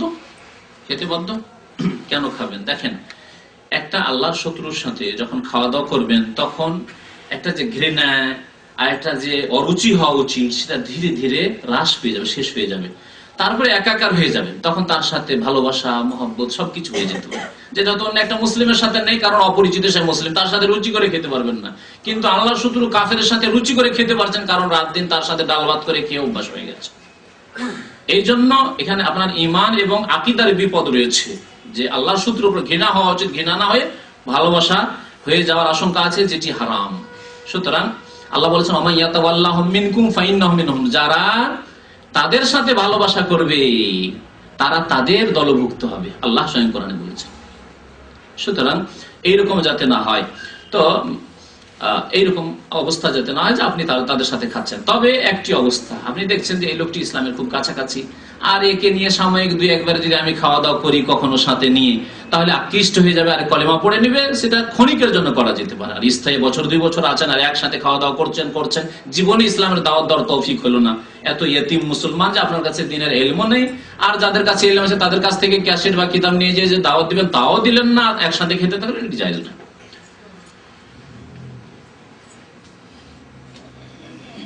কোন ব্যক্তি মাঝে মধ্যে নামাজ পড়ে আবার মাঝে মধ্যে নামাজ ছাড়ে, যে অবস্থায় নামাজ পড়লো সে মুসলিম হয়ে গেল, আর যে অবস্থায় নামাজ ছাড়লো সে অমুসলিম হয়ে গেল। এই অবস্থায় থাকতে একবার ধাক্কা খাচ্ছে, আছাড় খাচ্ছে, একবার উঠছে, একবার আছাড় খাচ্ছে, একবার উঠছে, এই করতে করতে যদি আছাড় খাওয়া অবস্থায় মরে যায়, মানে বেনামাজি অবস্থায় ফজরটা পড়লো না, আর সকালবেলা মৃত্যু হয়ে গেল, বা নিয়ত করে এসা পরে যে শুইলো ফজরে উঠবো না, আর ওই রাত্রে মওত হয়ে গেল, তাহলে কুফরের অবস্থায় মওত হলো। কারণ যদি অন্তর থেকে নামাজ পড়ে তো যেন সে তওবা করলো, আর যখন নামাজ ছেড়ে দিল আবার চলে গেল, ইসলাম থেকে বেরিয়ে চলে গেল। আবার যখন ফিরে আসলে অন্তর থেকে আমি আল্লাহকে ভালোবাসি, রাসূলকে ভালোবাসি, তাই নামাজ পড়ছি, সুতরাং তাকে বলা যাবে যে মুসলিম। তো এই অবস্থা কিন্তু ভয়ানক অবস্থা। এই অবস্থায় আশা করা যায় না যে ইসলামের মত হবে, মুসলিমের মত হবে। সুতরাং আল্লাহ যেন হেফাজত করে মুসলিমদেরকে, এবং মুসলিমদেরকে বোঝার জন্য আল্লাহ তৌফিক দান করেন নামাজের গুরুত্ব। নামাজ হচ্ছে মূল সাবজেক্ট, আমাদের প্রথম সাবজেক্ট, এর হিসাব হবে। নামাজ নেই ইসলাম নেই, নবী করিম সাল্লাল্লাহু আলাইহি ওয়াসাল্লাম এই কথাই বলেছেন।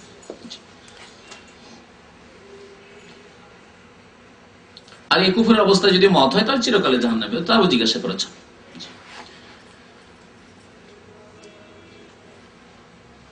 বাবা মার ভয়ে স্ত্রীকে লুকিয়ে টাকা দিয়ে থাকি, এই জন্য গুনাহ হবে কি? স্ত্রীকে টাকা দিয়ে থাকেন তার খরচ, ভরণ পোষণ খরচ যদি হয় তাহলে সেটি ফরজ। বাবা মাকে লুকিয়ে দেওয়ার কোনো প্রয়োজন নেই। এই ক্ষেত্রে বাবা মা অসন্তুষ্ট হোক, কোনো অসুবিধা নেই। তবে যদি সাময়িক মনে করেন যে বাবা মার সাথে একটা ফিতনা হবে আর বাবা মা অসন্তুষ্ট হবে, তাই আপনি লুকিয়ে দেন, জায়েজ আছে। কিন্তু বাবা মা আপনার টাকার মালিক নয়। বাবাদেরকে বলছি, আমাদের সে জাহেল মূর্খ বাবা, যাদের কাছে ইসলামের কোনো জ্ঞান নেই, তারা মনে করে যে আমার ছেলে যা উপার্জন করছে তার মালিক আমি। বিদেশে ছেলে বিয়ে শাদী করে স্ত্রী রেখে সে 2 বছর 3 বছর কষ্ট করে, আর সব টাকার মালিক বসে আছে বাড়িতে, বিবি নিয়ে বসে আছে বুড়া, আর ও মালিক, সব টাকার মালিক। খবরদার না। আমি এর আগে এই মাসলায় বলেছি, বিস্তারিত বলেছি যে বাবা কিসের মালিক? খাওয়ার মালিক, পড়ার মালিক, চিকিৎসার মালিক, যা প্রয়োজন হয় তার মালিক। যখন প্রয়োজন হবে আপনার অনুমতি নেওয়ার প্রয়োজন না, আপনার ব্যাগে টাকা রাখা আছে, টাকা নিয়ে যেতে পারে, এতটুকু অধিকার আছে। কারণ নবী সাল্লাল্লাহু আলাইহি ওয়াসাল্লাম বলেছেন আনতা মালুকা লিআবিকা, তুমি এবং তোমার ধন সম্পদ তোমার বাবার। সুতরাং নিজের সম্পদের মতো নিতে পারে, কিন্তু এর মানে এই নয় যে আপনার উপর পাবন্দি লাগিয়ে দিবে যে খবরদার তুমি টাকা হিসাব দাও না। আপনার যতটা প্রয়োজন ততটা নেন, এবং তার ফরজ দায়িত্ব আছে, তার স্ত্রীর ভরণ পোষণের দায়িত্ব তার, আপনার নাই। আমাদের দেশে জাহেল বাবারা মনে করে যে বৌমার ভরণ পোষণের দায়িত্ব কার? ওই বুড়া নিজের উপরে নিয়ে বসে আছে। না, আপনার ছেলে যে বিয়ে করেছে তার দায়িত্ব, তাকে দিতে হবে, তাকে কালকে আমাদের জবাবদিহি করতে হবে। তো এই অজ্ঞতাগুলি আমাদের সমাজে, অনইসলামিক সমাজ, অনইসলামিক পরিবার, যার ফলে এই সব অজ্ঞতা রয়েছে। তো বাবারও হক আদায় করতে হবে, স্ত্রীর হক আদায় করতে হবে, ছেলে মেয়ের হক আদায় করতে। আল্লাহ না করে হঠাৎ যদি মত হয়ে যায়, সব টাকা পয়সা বাবাকে দিয়ে দিলেন, অনেকেই স্ত্রীকে আর ছেলেদেরকে মেয়েদেরকে ভাসিয়ে দিচ্ছে। সব টাকা নিয়ে গেছে বাবা, আর জমি কিনেছে নিজের নামে, আর জমিগুলো সব ভাইরা নিয়ে গেল। হচ্ছে না এরকম ঘটনা? ও ঘটনা ঘটছে।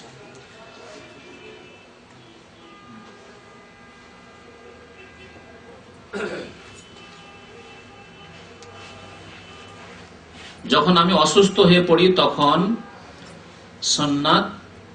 সুন্নাত ওয়াজিব নামাজ আমি ছেড়ে দিই। সুন্নাত ছেড়ে দেন, অসুবিধা নেই, কিন্তু ফরজ নামাজ ছাড়লে গুনাহগার হবে। ফরজ নামাজ ছাড়লে গুনাহগার হবে। আর যথাসাধ্য বেতর যদি ওয়াজিব নয়, সহি হচ্ছে যে সুন্নাতে মুআক্কাদা, এবং ইচ্ছা করে ছাড়লে গুনাহগার হবে। তবে অসুস্থ অবস্থায় কারো ছুটে গেলে, কখনো ছুটে গেলে আলাদা কথা, তারপরেও বেতর পড়ার চেষ্টা করবেন, কমের পক্ষে 1 রাকাত বেতর পড়ে নেওয়ার চেষ্টা করবেন, যাতে করে সুন্নাতে মুআক্কাদা আদায় হয়ে যায়। বাকি যে 12 রাকাত সুন্নাত বা 10 রাকাত সুন্নাত আছে, অসুস্থ থাকা অবস্থায় যদি না পড়তে পারেন কোনো অসুবিধা নেই।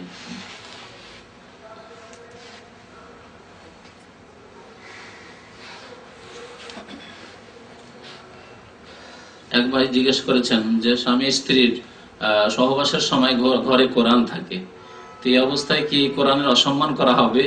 আল্লাহ হিদায়াত করেন।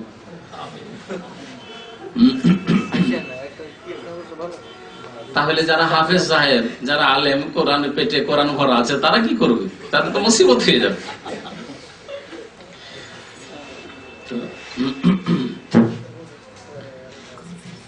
কোরআনের সবচেয়ে বড় অবমাননা যে কোরআনের বাস্তবায়ন না করা।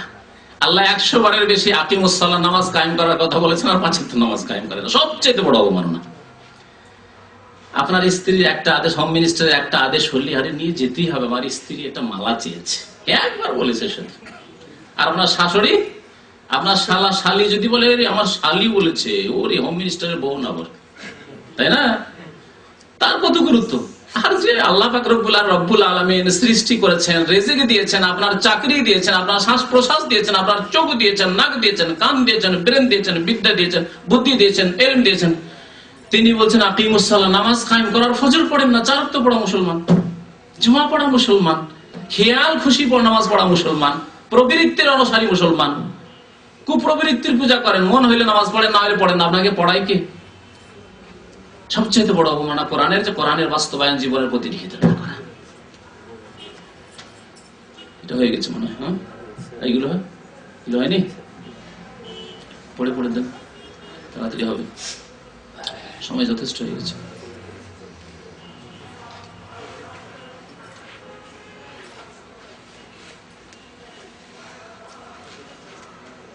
কি হয়েছে এটা?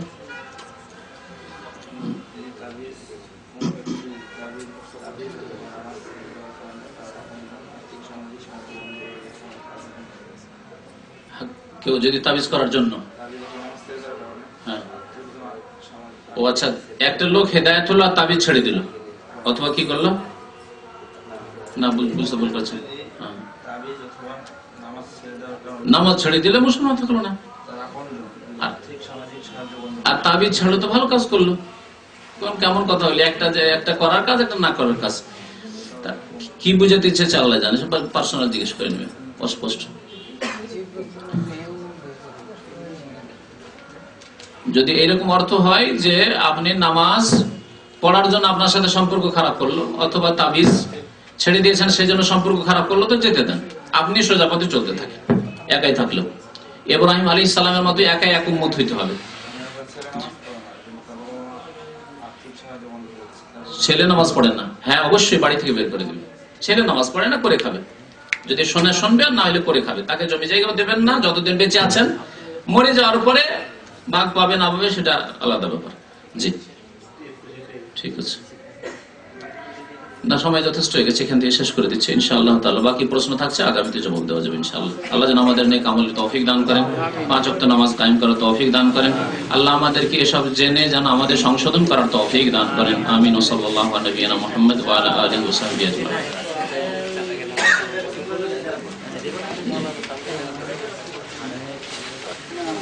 যেসব ভাইরা প্রশ্ন করবেন, সৃষ্টি করেছেন তিনি সবকিছুই করতে পারেন। আল্লাহ পাক রব্বুল আলামিন দাড়ি পাল্লা কায়েম করবেন। নবী করিম সাল্লাল্লাহু আলাইহি ওয়াসাল্লামের হাদিস রয়েছে, সহিহ বুখারী শরীফের শেষ হাদিস, নবী সাল্লাল্লাহু বলেছেন কালিমাতানে, 2টি কথা রয়েছে, 2টি বাক্য রয়েছে, খাফিফাতানে আলাল লিসান, জবানে বলতে অত্যন্ত হালকা, উচ্চারণ করতে অত্যন্ত হালকা, বেশি কষ্ট না, বেশি সময় লাগে না। আর সাকিলাতানে ফিল মিজান, দাড়ি পাল্লাতে অত্যন্ত ভারী, বলতে খুব সহজ কিন্তু আল্লাহর দাড়ি পাল্লায় মিজানে খুব ভারী। আর হাবিবাতান ইলার রহমান, আল্লাহর নিকট অত্যন্ত প্রিয়, খুব ভালোবাসেন আল্লাহ পাক রব্বুল। ওই 2টি বাক্য, 2টি কথা, সেই 2টি কথা কি?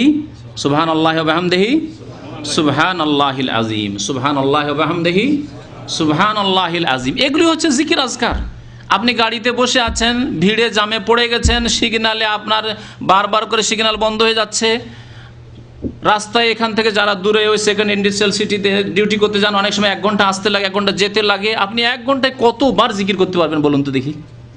কখনো সুবহানাল্লাহ ওয়া বিহামদিহি সুবহানাল্লাহ, একবার বললে আল্লাহর কাছে এত প্রিয় যে আপনার দাঁড়ি পাল্লা, নেকির পাল্লা ভারী হয়ে যাবে।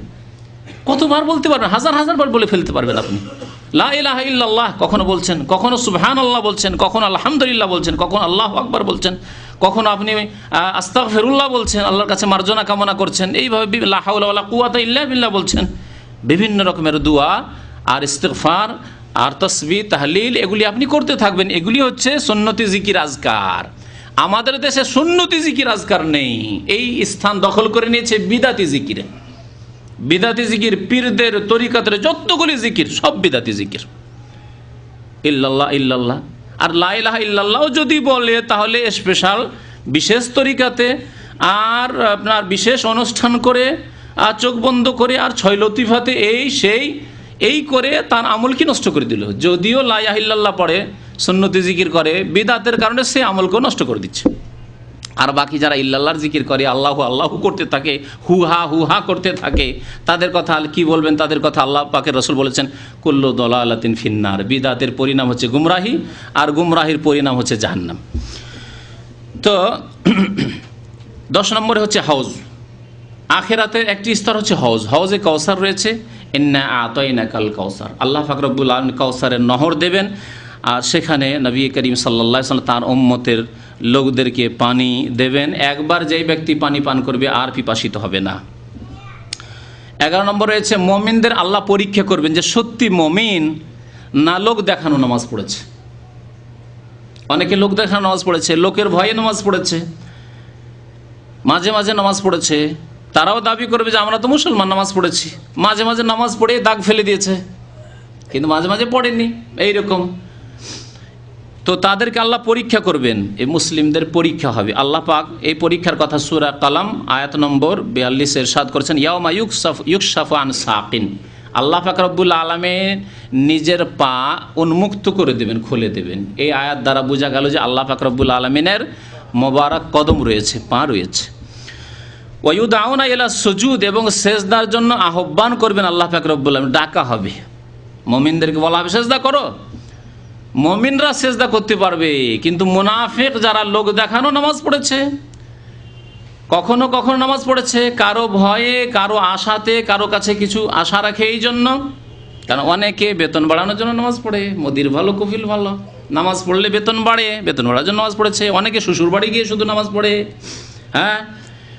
অনেকে বিশেষ বিশেষ স্থানে নামাজ পড়ে লোকজন দেখে, আবার নামাজ পড়েও না, লোক দেখানো নামাজ।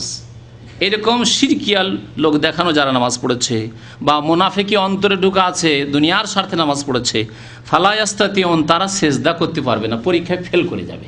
আর যারা মুমিন, সত্যিকার অর্থে মুমিন, আল্লাহ সন্তুষ্টির জন্য নামাজ কায়েম করেছে, তারা অবশ্যই সেজদা করতে পারবে, তাদের পরীক্ষা হয়ে যাবে। 12 নম্বরে যে বিষয়টি রয়েছে আখিরাতের স্তরে, সেটি হচ্ছে পুলসিরাত। এই পুলসিরাতের ওপর দিয়ে, পুলসিরাত আমাদের দেশের মানুষরা বুঝে সেজন্য পুলসিরাত বললাম। পুল মানে সিরাত, আর সিরাত মানে পুল। যেমন লাইলাতুল কদরের রাত, হ্যাঁ, বা সবে কদর রাত, সব মানে রাত, আর লাইলাতুল মানে রাত, আর রাত মানেও রাত। তো আল্লাহ পাক পুল কায়েম করবেন জাহান্নামের ওপরে। জাহান্নামের ওপরে পুল থাকবে, এর ওপর দিয়ে অতিক্রম করে যেতে হবে। এই পুলের কথা আল্লাহ কোরআনে কারিমে সূরা মারিয়াম আয়াত নম্বর 72 উল্লেখ করেছেন, ওয়াইন মিনকুম ইল্লা ওয়ারিদুহা। এমন কোনো মানুষ নেই যাকে এই পুলের ওপর দিয়ে অতিক্রম করতে হবে না। প্রত্যেক ব্যক্তিকে এই পুলের উপর দিয়ে অতিক্রম করতে হবে। কানা আলা রাব্বিকা হাতমান মাকজিয়া, এটি আল্লাহর পক্ষ থেকে ওয়াকাতু ফায়সালা। তাহলে এই জাহান্নামের উপর দিয়ে অতিক্রম করতে গিয়ে মুক্তি পাবে। আল্লাহ বলছে সুম্মা নুনাজ্জিল্লাযিনা তাকাও, যারা আল্লাহ ভীরু মুত্তাকি, আল্লাহকে ভয় করে নামাজ কায়েম করেছে, সততার জীবন যাপন করেছে, মানুষের হক আদায় করেছে, তারা পরিত্রাণ পেয়ে যাবে, তাদেরকে আমি নাজাত দেব, মুক্তি দেব। নাজারুজ জালিমিনা ফিহা জাসিয়া, সেখানে লাঞ্ছিত অপদস্থ হয়ে জাহান্নামীরা থেকে যাবে, জাহান্নামীরা নিক্ষিপ্ত হবে। তো পুলের ওপর দিয়ে পার হতে গিয়ে জাহান্নামীরা, গুনাহগাররা জাহান্নামে নিক্ষিপ্ত হয়ে যাবে। তারপরে যখন এই পুল যখন আসলো, যেটিকে পুল সিরাত বলে, জাহান্নামের ওপরে যা রয়েছে, সেখানে কাফের, মুনাফিক, মুশরিক এরা পড়ে গেল। এখন বাকি থাকলো শুধু যারা মুমিন। মুমিনদের জন্য আর একটি ব্রিজ আসবে, যেই ব্রিজকে নবী সাল্লাল্লাহু আলাইহি ওয়াসাল্লাম হাদিসে বলা হয়েছে কান্তারা। কান্তারার কথা বলা হয়েছে। নবী করিম সাল্লাল্লাহু আলাইহি ওয়াসাল্লাম বলেছেন এই পুলের ওপর, এই ব্রিজের ওপর, বড় পুল সেরা পার হওয়ার পরে এখানে গিয়ে মানুষের কাছ থেকে কেসাস বদলা নেবে, যে যার উপর অন্যায় করেছে এখানে গিয়ে প্রতিশোধ হবে। বুখারী শরীফের হাদিস, ইয়াখলুসুল মুমিনুনা মিনান নারি, মুমিনরা জাহান্নাম থেকে মুক্তি পেয়ে যাবে, জাহান্নাম থেকে পার হয়ে চলে এসেছে। ফায়ুহবাসুনা আলা কান্তারাতিন বাইনাল জান্নাতি ওয়ান নার, এখন জান্নাত এবং সামনে জান্নাত আর পিছনে যে জাহান্নাম অতিক্রম করে চলে এসেছে জাহান্নামের ওপর দিয়ে, এখানে তাদেরকে বাধা দিয়ে দেওয়া হবে, থামো তোমাদের আরও কিছু বাকি আছে, আরও কিছু বাকি আছে। ফায়ুক্তাসু লিবাযিহিম মিন বায, এখানে গিয়ে কিসাস হবে, কিসাস। কেউ কাউকে মেরেছে, কেউ কারো টাকা বেইমানি করে নিয়েছে, কেউ কারো জমি বেইমানি করেছে, বাড়িঘর বেইমানি করে দখল করে নিয়েছে, কেউ কারো কাছে ধার নিয়েছে তারপরে উধাও হয়ে গেছে, কেউ কাউকে গালি দিয়েছে ইত্যাদি। লড়াই ঝগড়া মানুষের যতগুলি হক রয়েছে এখানে কিসাস শুরু হবে। এইখানে কিসাস বদলা যে হবে কি দিয়ে? টাকা পয়সা আছে, দুনিয়াতে টাকা ধার নিয়ে আপনি দেননি, বেইমানি করেছেন, ওখানে কি দিয়ে আপনি পরিশোধ করবেন হক? নেকি দিতে হবে। নেকি দিতে দিতে অনেকের নেকি ফুরিয়ে যাবে, নেকি শেষ হয়ে যাবে, জাহান্নামে চলে যাবে। জি, তো আল্লাহ পাক রব্বুল আলামিন রাসূল সাল্লাল্লাহু আলাইহি ওয়াসাল্লাম বলেছেন যে এখানে গিয়ে যে জুলম অত্যাচারগুলি আপোসর হয়েছে কানাত বাইনাহুম ফিদ দুনিয়া, তার কিসাস হয়ে যাবে, তারপরে একেবারে সাফ সুতরা পরিষ্কার পরিচ্ছন্ন হয়ে জান্নাতে যেতে পারবে। 14 নম্বরে যে স্তরটি রয়েছে আখিরাতের, তা হচ্ছে জান্নাত। এই জান্নাত শুধু দারুল মুমিনিন, দারুল মুত্তাকিন, আল্লাহ ভীরুদের জন্য। আল্লাহ পাক বহু জায়গায় কোরআন কারিমে বলেছেন যে এই জান্নাত কার জন্য? মুত্তাকিনদের জন্য। উইদ্দাত লিল মুত্তাকিন, আল্লাহ ভীরু যারা আল্লাহর ভয় অন্তরে রেখে দুনিয়ায় জীবন যাপন করেছে, আল্লাহর ভয় যদি থাকে তাহলে জীবনে তার প্রতিফলন ঘটবে, জীবনে তার ভয়ের প্রতিফলন ঘটবে। শুধু দাবি করলে হয় না, আমার মনে আল্লাহর ভয় আছে অথচ 5 ওয়াক্ত নামাজই ঠিক হয়নি, আমার মনে আল্লাহর ভয় আছে কিন্তু গুনাহ করতেই আছেন, হিসাব নেই যে কত গুনাহ করছেন। আপনার বাড়িতে গুনাহ হচ্ছে, আপনার ব্যক্তি জীবনে কত রকমের গুনাহ হচ্ছে, তো এর মানে আল্লাহর ভয় না। আল্লাহর ভয় মানে যথাসাধ্য আপনি গুনাহ থেকে বেঁচে থাকবেন, আর যদি গুনাহ হয়ে যায় সাথে সাথেই তওবা করবেন, অর্থাৎ এমনভাবে ফিরে আসবেন যে আর এই গুনাহ জীবনে করব না। এর নাম হচ্ছে আল্লাহর ভয় থাকা। তো আল্লাহ পাক রব্বুল আলামিন তাদের জন্য জান্নাত রেখেছে। ইন্নাল্লাযীনা আমানু ওয়া আমিলুস সালিহাত, নিশ্চয় যারা ঈমানদার এবং সৎকর্মশীল, উলাইকা হুম খায়রুল বারিয়া, আল্লাহ বলছেন এরা হচ্ছে সৃষ্টির সেরা। যত সৃষ্টি রয়েছে তার সেরা হচ্ছে ঈমানদার এবং সৎকর্মশীল যারা মুমিন। জাযাউহুম ইনদা রাব্বিহিম, তাদের জন্য প্রভুর নিকট, আল্লাহর নিকট বদলা রয়েছে জান্নাতু আদনিন তাজরি মিন তাহতিহাল আনহার, এমন জান্নাত যার নিম্ন দেশে ঝর্ণা প্রবাহিত রয়েছে, এবং সেই জান্নাতু আদন চিরকালের জান্নাত রয়েছে। খালিদিনা ফিহা আবাদা, সেখানে চিরকাল অবস্থান করবে। রাদিয়াল্লাহু আনহুম, আল্লাহ তাদের উপর রাজি হয়ে যাবেন। ওয়া রাজু আনহু, আর তারাও আল্লাহর উপর সন্তুষ্ট রাজি হয়ে যাবে। যালিকা লিমান খাশিয়া রাব্বাহ, আর এই জান্নাত ওই সব লোকের জন্য যারা রবকে ভয় করেছে, যারা আল্লাহকে ভয় করে জীবন যাপন করেছে দুনিয়ায়, তাদের জন্য। সূরাতুল বাইয়ানা আয়াত নম্বর 7 এবং 8। 15 নম্বরে জাহান্নামের কথা, এই দিয়ে শেষ। এগুলি হচ্ছে আখিরাতের বিভিন্ন স্তর এবং বিভিন্ন অবস্থা। জাহান্নাম কার জন্য? কাফেরদের জন্য জাহান্নাম, জাহান্নাম মুনাফিকদের জন্য, জাহান্নাম মুশরিকদের জন্য, জাহান্নাম হচ্ছে নাফরমান গুনাহগার পাপিষ্ট মুসলিমদের জন্য। কিন্তু পাপিষ্ট গুনাহগার মুসলিমরা এককালীন থাকবে, চিরকাল থাকবে না। নির্দিষ্ট সময়, সে শত শত বছর হতে পারে, হাজার হাজার বছর হতে পারে, কয়েক বছর হতে পারে, তাদের গুনাহ যেমন তেমন তাদের জাহান্নামে অবস্থান হবে, আর তারপরে সেখান থেকে বেরিয়ে আসবে। কিন্তু কাফের, মুশরিক এবং মুনাফিক, যারা আকীদার বিশ্বাসের মুনাফিক, এই 3 শ্রেণীর মানুষ কোনোদিনই জাহান্নাম থেকে বেরিয়ে আসতে পারবে না। আল্লাহ পাক রব্বুল আলামিন ইরশাদ করেছেন সূরা মায়েদার আয়াত নম্বর 37, ইউরিদুনা আন ইয়াখরুজু মিনান নার, তারা চাইবে, যারা জাহান্নামে চলে গেছে তারা চাইবে যে জাহান্নাম থেকে বেরিয়ে যাক। তাদের আকাঙ্ক্ষা হবে, তাদের মনের কামনা বাসনা হবে যে জাহান্নাম থেকে আমাদেরকে বের করা হোক। ওমা হুম বিখারিজিনা মিনহা, কিন্তু জাহান্নাম থেকে তারা কখনো বের হবে না, জাহান্নাম থেকে তাদেরকে বের করা হবে না। ওয়ালাহুম আযাবুম মুকিম, তাদের জন্য চিরকালের আযাব রয়েছে। আল্লাহ পাক রব্বুল আলামিন মুনাফিকদের সম্পর্কে বলছেন, ইন্নাল মুনাফিকিনা ফিদ দারকিল আসফালি মিনান নার ওয়ালান তাজিদা লাহুম নাসিরা, নিশ্চয় মুনাফিকরা জাহান্নামের সর্বনিম্ন স্তরে অবস্থান করবে।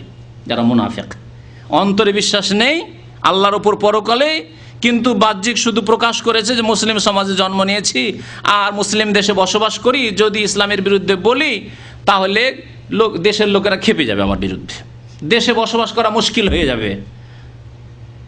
কিন্তু আজকাল তো মুসলিম দেশ, আমাদের দেশগুলির মতো দেশ, এইসব দেশ এমন দেশ যে এই রকম লোকদের জন্য আরো ভালো ব্যবস্থা করা হচ্ছে।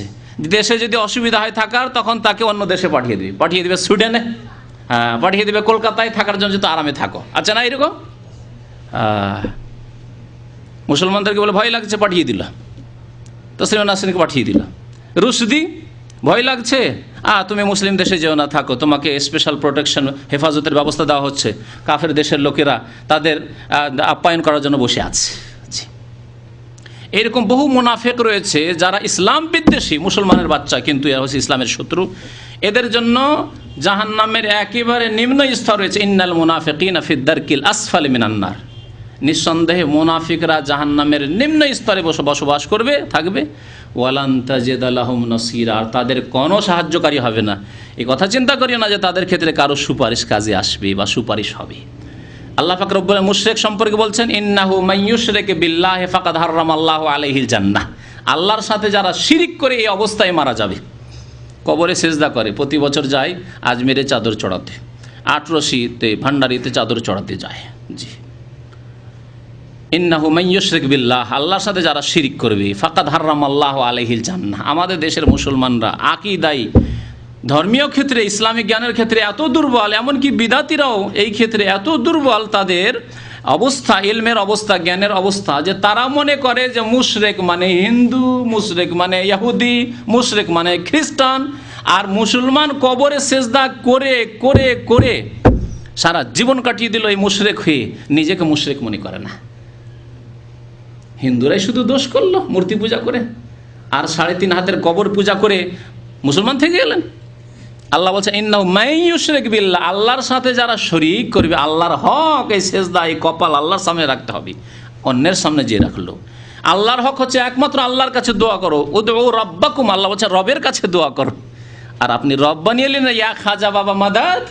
আমাদের দেশের কত মসজিদে, কত মাদ্রাসায়, আর কত বাড়িতে আর গাড়িতে লেখা আছে ইয়া গৌসুল আজম আব্দুল কাদের জিলানী, হে মহান উদ্ধারকারী আব্দুল কাদের জিলানী। আর কত কিতাবে, ইসলামিক লাইব্রেরি যেগুলো বলা হচ্ছে, সেসব লাইব্রেরিতে ঢুকেন আর দেখবেন কুতুবে রব্বানি, কুতুবুল আলম,